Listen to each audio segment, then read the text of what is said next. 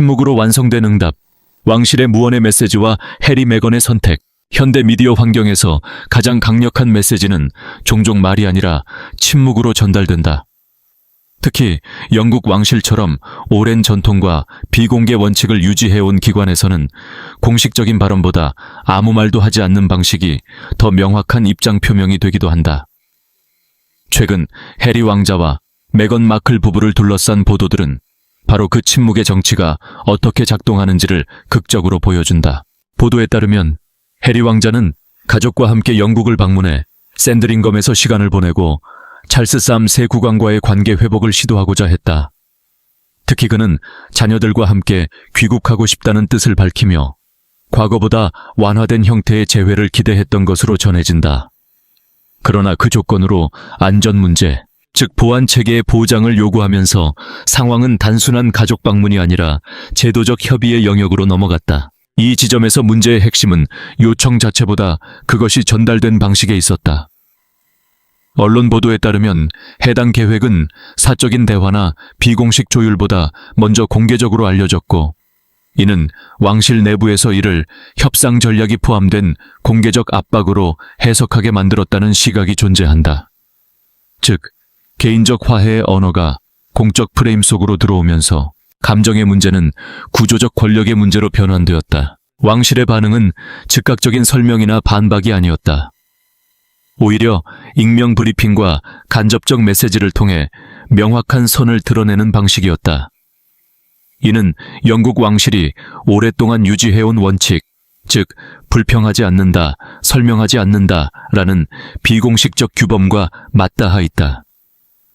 이 원칙은 단순한 침묵이 아니라 전략적 커뮤니케이션 방식으로 기능해왔다. 해당 상황에서 왕실이 선택한 침묵은 여러 층위의 의미를 가진다. 첫째, 특정 개인의 서사에 직접적으로 반응하지 않음으로써 논쟁의 확산을 방지한다. 둘째, 발언 대신 구조를 통해 입장을 드러냄으로써 메시지의 권위를 유지한다. 셋째, 감정적 대응이 아닌 제도적 대응을 통해 왕실의 일관성을 강조한다. 이러한 방식은 외부에서 보기에는 무반응처럼 보일 수 있지만 내부적으로는 매우 계산된 커뮤니케이션이다. 한편 해리 왕자의 입장은 그 자체로 또 다른 해석을 낳는다.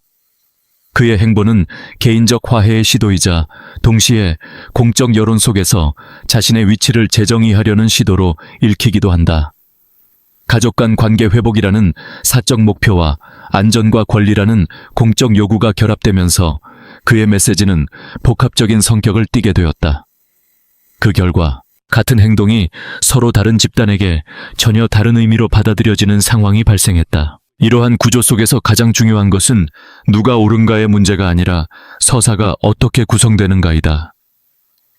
왕실은 침묵으로 구조를 유지하고 해리 측은 발화를 통해 변화를 시도한다.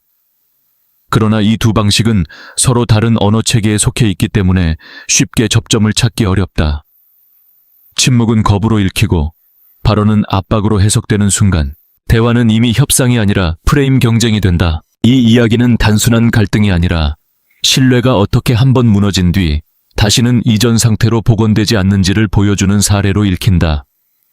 핵심은 감정이나 여론이 아니라 기관이 위험을 계산하는 방식이다.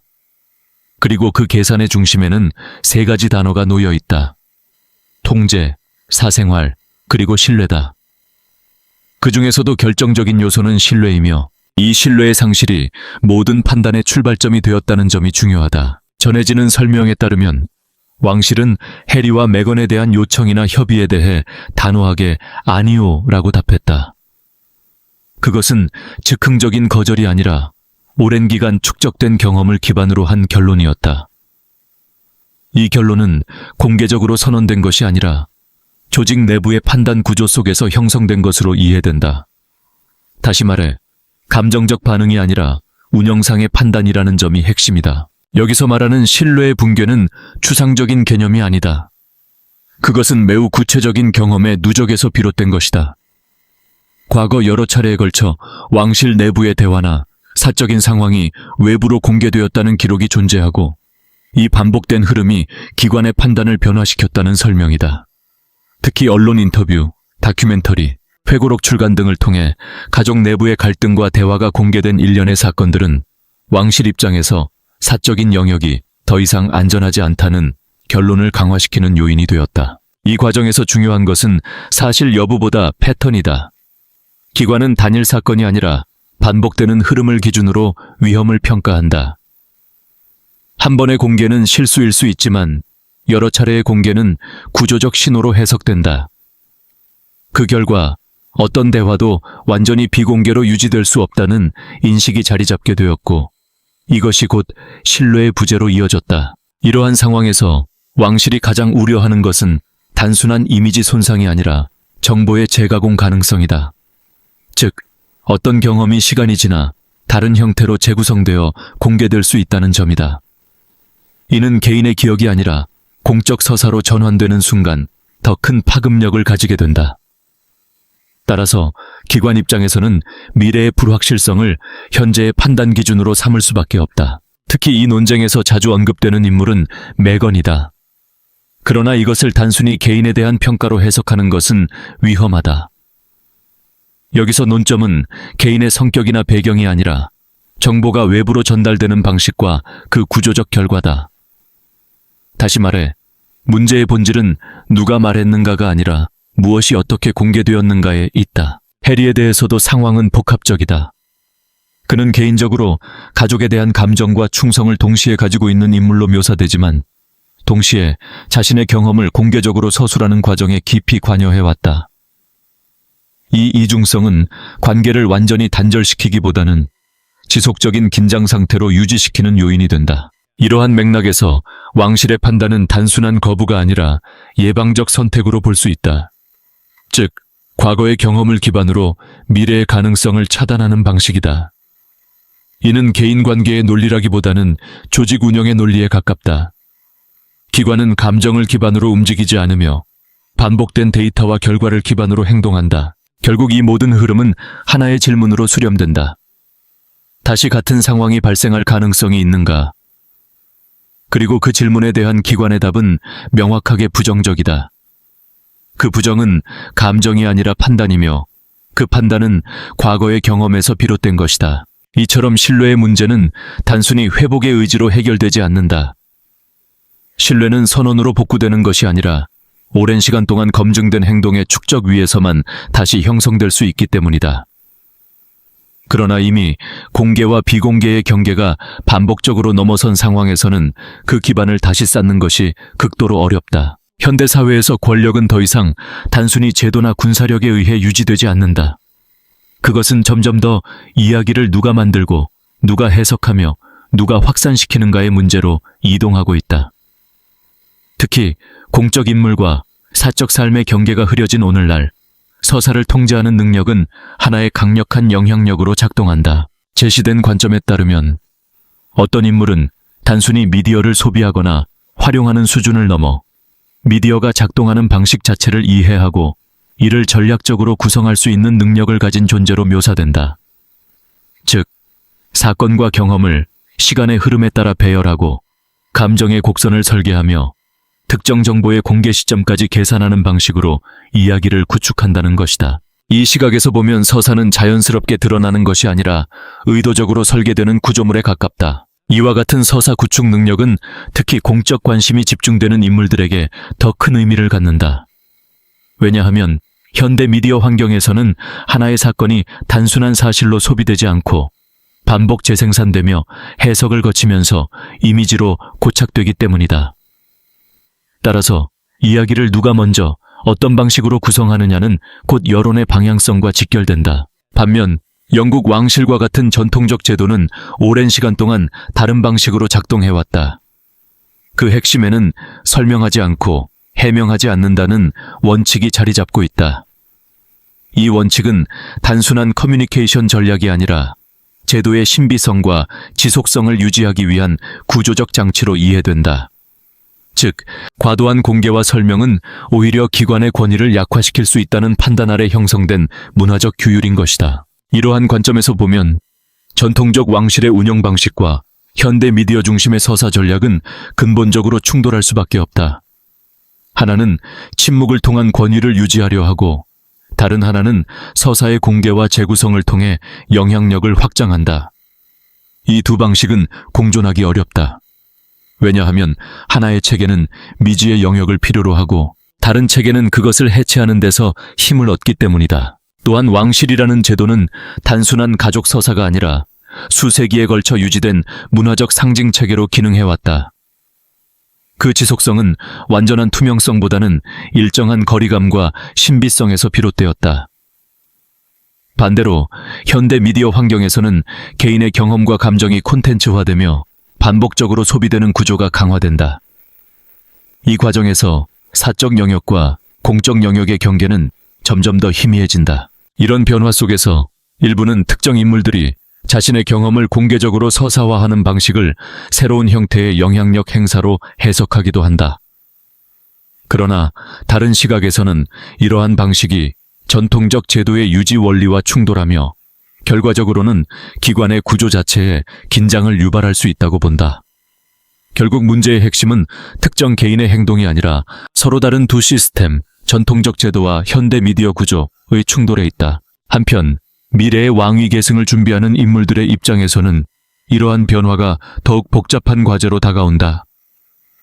그들은 제도의 안정성과 지속성을 유지해야 하는 동시에 변화하는 사회적 기대와 미디어 환경에도 대응해야 하기 때문이다. 제한된 공개, 선택된 이미지, 통제된 메시지는 이러한 균형을 유지하기 위한 방식으로 이해될 수 있다. 윌리엄이 구상하는 군주제는 명확한 방향성을 가진다.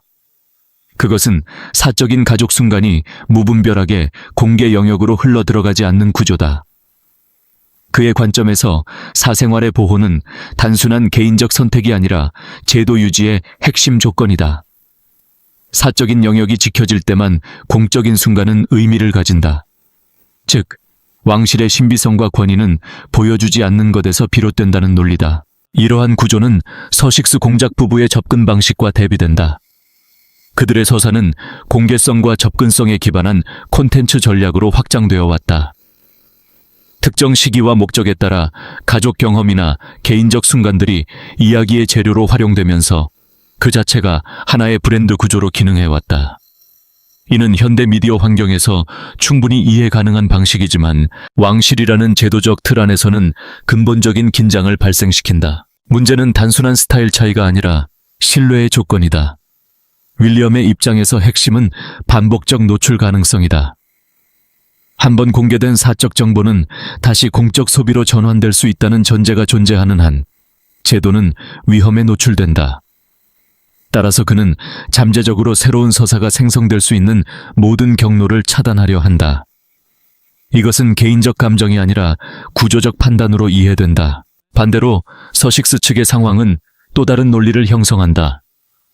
그들의 독립적인 미디어 및 콘텐츠 사업 모델은 초기에는 강력한 관심과 수익 구조를 기반으로 작동했지만 시간이 지나면서 핵심 원천인 왕실 서사의 지속적 공급이 약화되면서 압박을 받는다. 기존의 이야기, 자원이 소진될수록 새로운 접근 지점이 필요해지고 그 결과 가족과의 관계는 단순한 인간적 연결을 넘어 새로운 서사의 잠재적 자원이 된다. 이 지점에서 아이러니가 발생한다. 화해를 향한 동기가 강화될수록 그 화해 자체가 제도 입장에서는 위험 신호로 해석된다.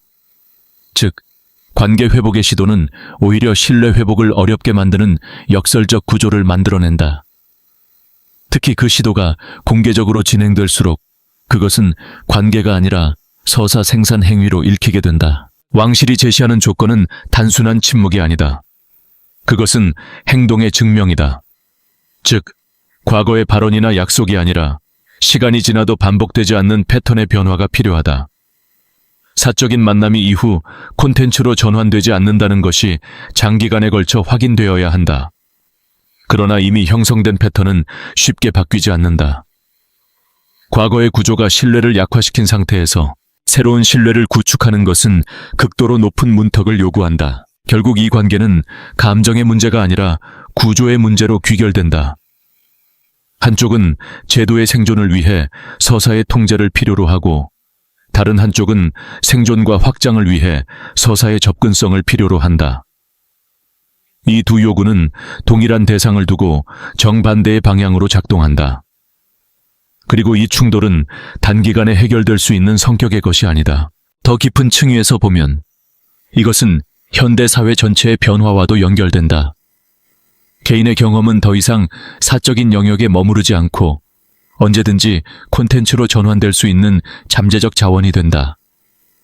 그 과정에서 경계라는 개념은 점점 희미해지고 기관이나 개인 모두 자신을 어떻게 보여줄 것인가를 전략적으로 설계해야 하는 상황에 놓인다.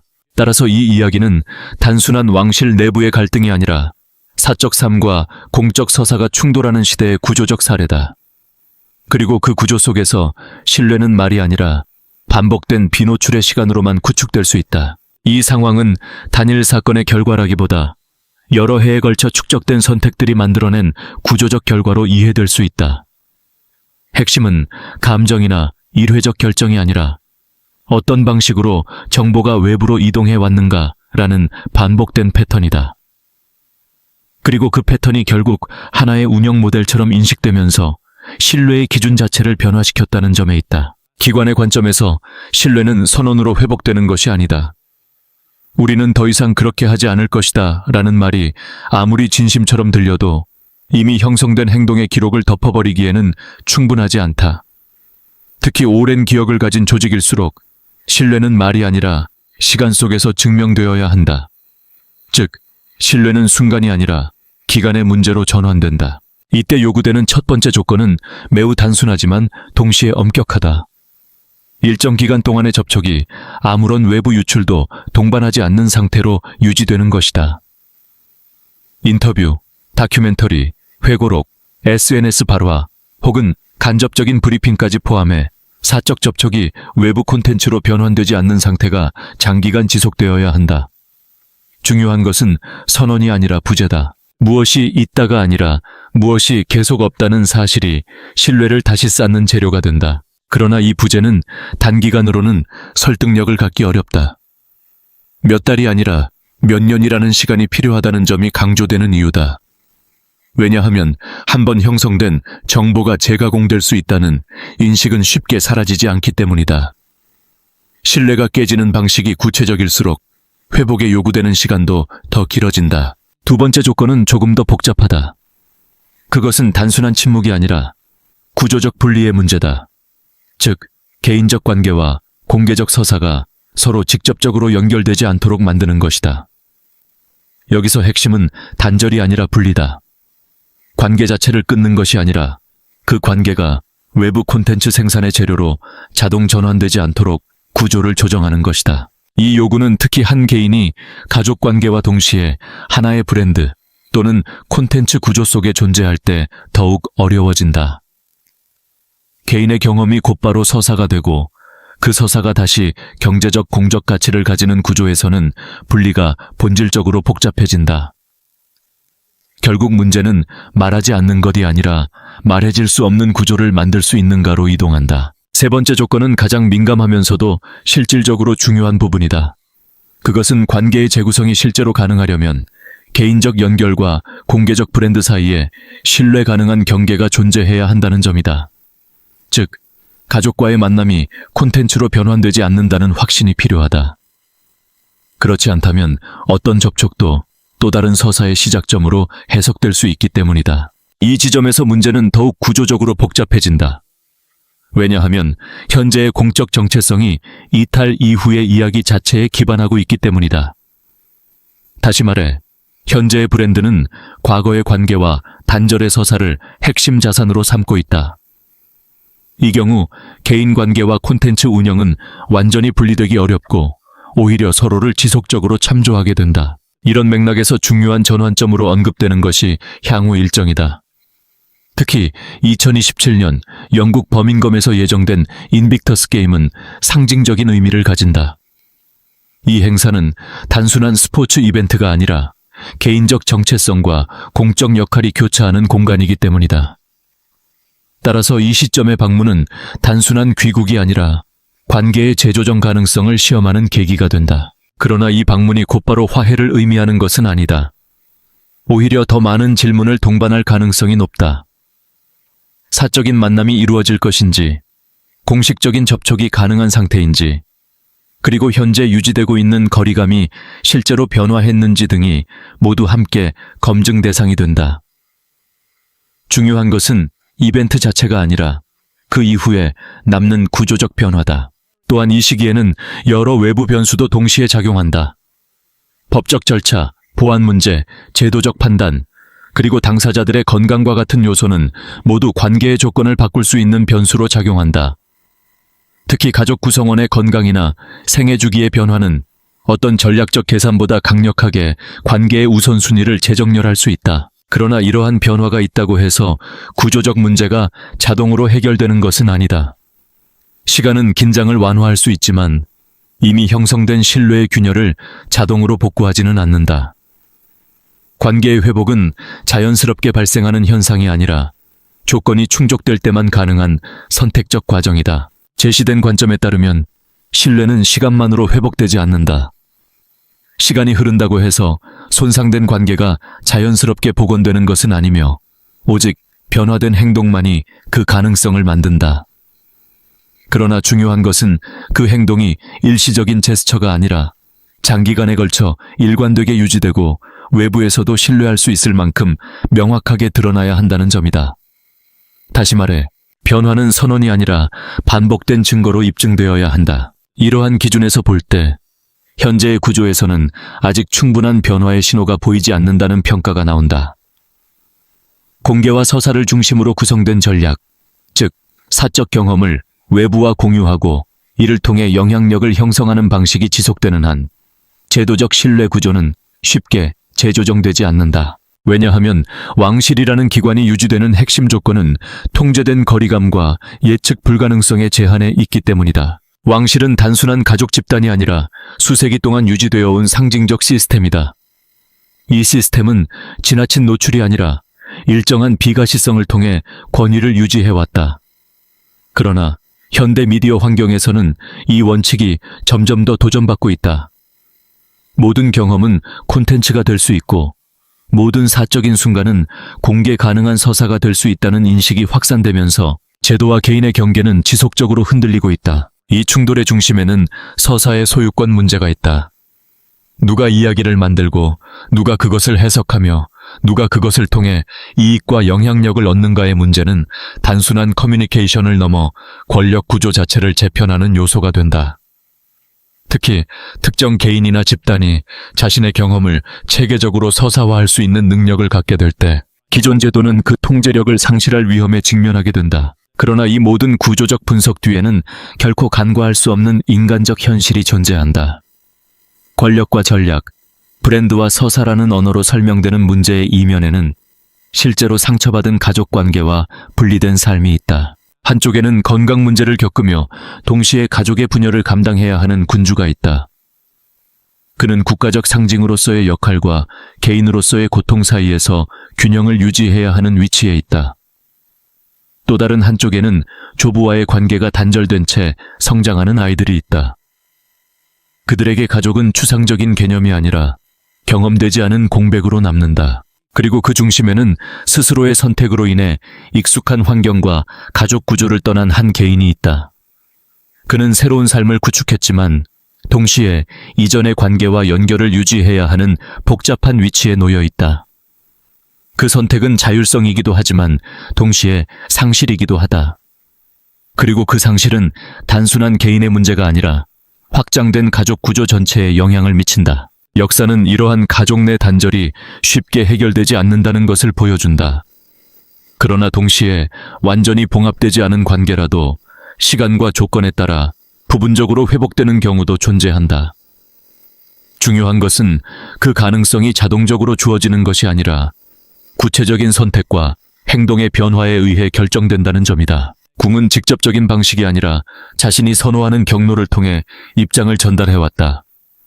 공식 성명이나 공개적 대화 대신 해석 가능한 침묵과 간접적 메시지를 통해 충분히 명확한 신호를 보낸다. 그 메시지는 단순하다. 현재의 구조 안에서는 복귀나 재통합이 허용되지 않는다는 것이다. 중요한 것은 그 거부가 감정이 아니라 위험 평가에 기반한다는 점이다. 이 지점에서 핵심 질문이 등장한다. 그것은 해리가 변화할 수 있는가라는 문제다. 그러나 여기서 말하는 변화는 선언이나 인터뷰 속 의지가 아니다. 실제 행동의 지속적 변화, 즉 구조적으로 반복되는 패턴의 전환이다. 더 이상 과거와 동일한 방식으로 정보가 외부로 확장되지 않는 상태, 사적인 경험이 공적 콘텐츠로 전환되지 않는 상태가 장기간 유지되어야 한다. 문제는 이러한 변화가 개인의 의지 문제를 넘어선다는 점이다. 해리가 구축한 삶의 구조, 결혼관계, 그리고 그를 둘러싼 상업적 체계는 모두 현재의 정보 흐름과 연결되어 있다. 즉, 변화는 단순한 선택이 아니라 기존 시스템 전체의 재조정을 요구한다. 이것이 바로 궁이 쉽게 문을 열지 않는 이유다.